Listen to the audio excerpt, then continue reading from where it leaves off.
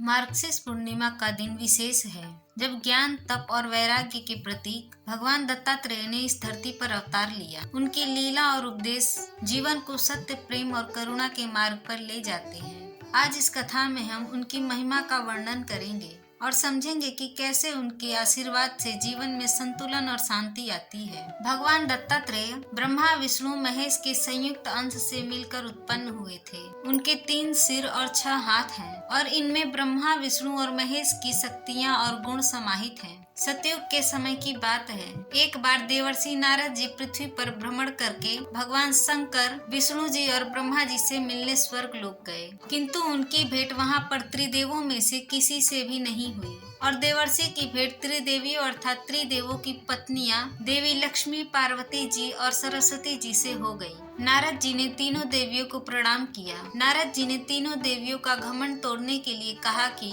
मैं विश्व भर में भ्रमण करता रहता हूँ, किंतु पूरे संसार में केवल ऋषि अत्रि की पत्नी देवी अनुसुईया के समान पतिव्रता, धर्म वाली, शील और सद्गुण संपन्न स्त्री मैंने नहीं देखी और आप तीनों देवियां भी पतिव्रता धर्म में उनसे पीछे हैं। नारद जी की बात सुनकर तीनों देवियों के अहम को बड़ी ठेस लगी, क्योंकि वे समझती थी कि हमारे समान पतिव्रता स्त्री संसार में कोई और हो ही नहीं सकता। क्योंकि वे समझती थी कि हमारे समान पतिव्रता स्त्री संसार में कोई और हो ही नहीं सकती। तब नारद जी तो वहाँ से चले गए, जिसके बाद त्रिदेव वहाँ पर आए और उनको सती अनुसुईया का पतिव्रत धर्म नष्ट करने के लिए कहा। तब विवश होकर तीनों देव देवी अनुसुईया का पतिव्रत धर्म को भंग करने के लिए पृथ्वी लोक पर आ गए, परंतु संयोगवश त्रिदेव एक ही समय पर ऋषि अत्रि के आश्रम में आ पहुँचे। तीनों देवताओं का एक ही उद्देश्य था, केवल देवी अनुसुईया के पतिव्रत धर्म को नष्ट करना। तीनों ने मिलकर एक उपाय सोचा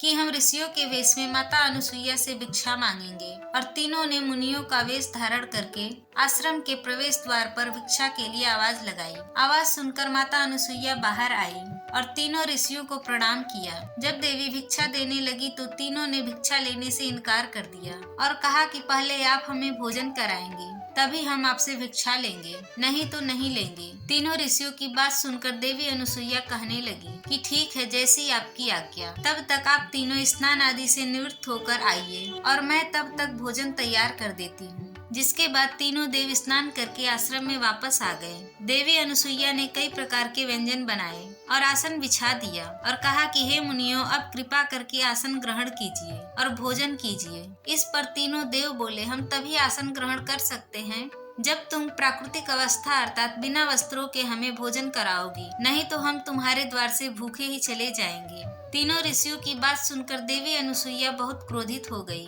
किंतु पतिव्रत धर्म के कारण वह त्रिदेवों की चालाकी समझ गई। जिसके बाद देवी अनुसुईया ने अपने पति ऋषि अत्रि के चरणोदक को त्रिदेवों के ऊपर छिड़क दिया, जिससे त्रिदेव छोटे छोटे शिष्यों का रूप धारण कर गए। तब जाकर उनकी शर्त के अनुसार देवी अनुसुईया ने अपने कपड़े उतारकर उन्हें स्तनपान कराया। स्तनपान कराने के बाद तीनों बालकों को अलग अलग पालने में सुला दिया और उन्हें झूला झुलाने लगी। बहुत समय बीत जाने पर उधर स्वर्ग लोक में त्रिदेव नहीं पहुँचे तो त्रिदेवियां चिंता करने लगीं और त्रिदेव को खोजती हुई माता अनुसुईया के आश्रम में आ पहुंची। सती अनुसुईया से त्रिदेवों के बारे में पूछने लगी। तब उन्होंने बताया कि आप तीनों देवियों के पति इन पालने में विश्राम कर रहे हैं, आप इनमें से अपने पति को पहचान लीजिए और ले जाइए। किंतु तीनों बालकों के मुख एक समान होने के कारण वे उन्हें नहीं पहचान सकी।